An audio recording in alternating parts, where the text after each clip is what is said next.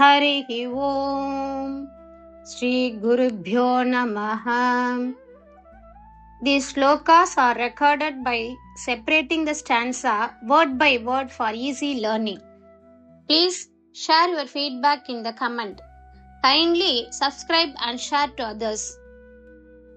Om Namo Bhagavate Vasudevaya. Om Namo Narayanaya. It may be due to his ignorance or because he believed the foolish words of others. Panduraka truly believed for a long time that he was Vasudeva, an incarnation of you. This constant thought of you, even in his delusion, allowed him to remain focused on you, leading him to attain Sayujya, union with you. Who knows how one's deeds, whether good or bad, might ultimately bring them divine grace? தசகம் 83 ஸ்லோகம் 5 எளிய அர்த்தம். பௌண்டரங்கன் அவனது அறியாமையினாலோ அல்லது மற்றவர்களின் மூடத்தனமான வார்த்தைகளை நம்பியதாலோ இருக்கலாம். பௌண்டரங்கன் நீண்ட காலமாக தன்னை வாசுதேவன் உங்களின் அவதாரம் என்று உண்மையாகவே நம்பினான்.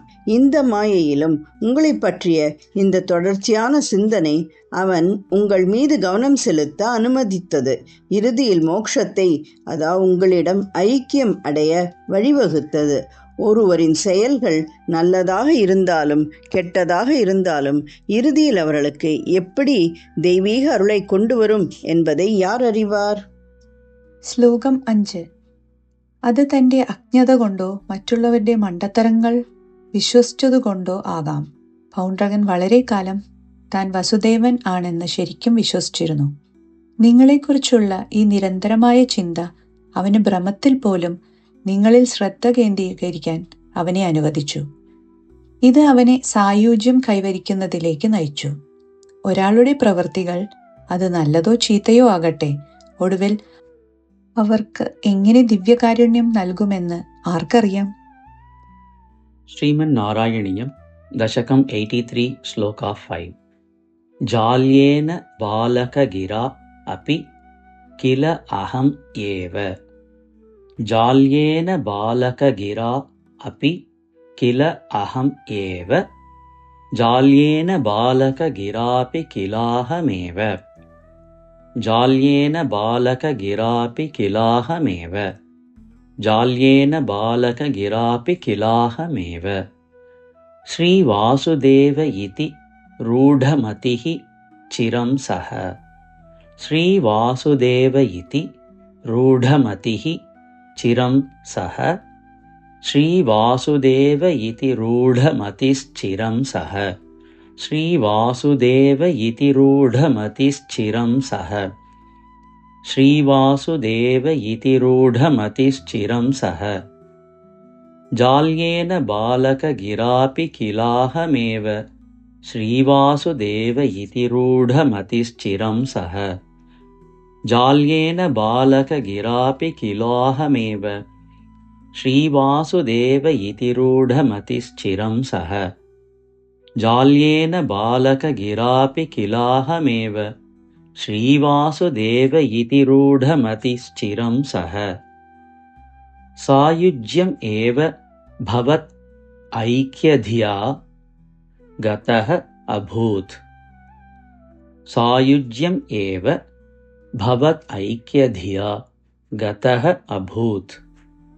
സായുജ്യമേവ ഭവദൈക്യധിയാ ഗതോഭൂത്. സായുജ്യമേവ ഭവദൈക്യധിയാ ഗതോഭൂത്. സായുജ്യമേവ ഭവദൈക്യധിയാ ഗതോഭൂത്. കഹ നാമ കസ്യ സുകൃതം കഥം ഇതി അവേയാത്. കഹ നാമ കസ്യ സുകൃതം കഥം ഇതി അവേയാത്. കോ നാമ കസ്യ സുകൃതം കഥമിത്യവേയാത്. കോ നാമ കസ്യ സുകൃതം കഥമിത്യവേയാത്. കോ നാമ കസ്യ സുകൃതം കഥമിത്യവേയാത്. സായുജ്യമേവ ഭവദൈക്യധിയാ ഗതോഭൂത്. കോ നാമ കസ്യ സുകൃതം കഥമിത്യവേയാത്.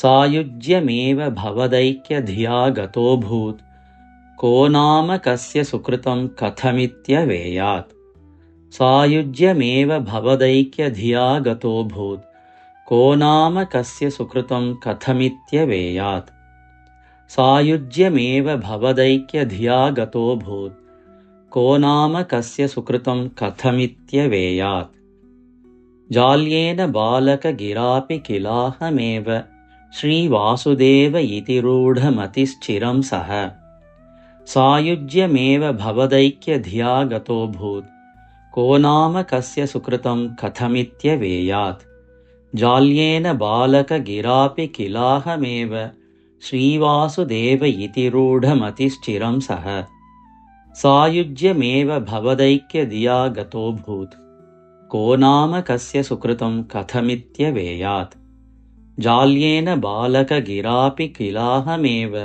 श्रीवासुदेव इति रूढमतिश्चिरं सः सायुज्यमेव भवदैक्यधिया गतोऽभूत् को नाम कस्य सुकृतं कथमित्यवेयात् जाल्येन बालकगिरापि किलाहमेव श्रीवासुदेव इति रूढमतिश्चिरं सः सायुज्यमेव भवदैक्यधिया गतोऽभूत् को नाम कस्य सुकृतं कथमित्यवेयात् जाल्येन बालकगिरापि किलाहमेव श्रीवासुदेव इति रूढमतिश्चिरं सः सायुज्यमेव भवदैक्यधिया गतोऽभूत् को नाम कस्य सुकृतं कथमित्यवेयात् जाल्येन बालकगिरापि किलाहमेव श्रीवासुदेव इति रूढमतिश्चिरं सः सायुज्यमेव भवदैक्यधिया गतोऽभूत् को नाम कस्य सुकृतं कथमित्यवेयात् जाल्येन बालकगिरापि किलाहमेव श्रीवासुदेव इति रूढमतिश्चिरं सः सायुज्यमेव भवदैक्यधिया गतोऽभूत् को नाम कस्य सुकृतं कथमित्यवेयात्।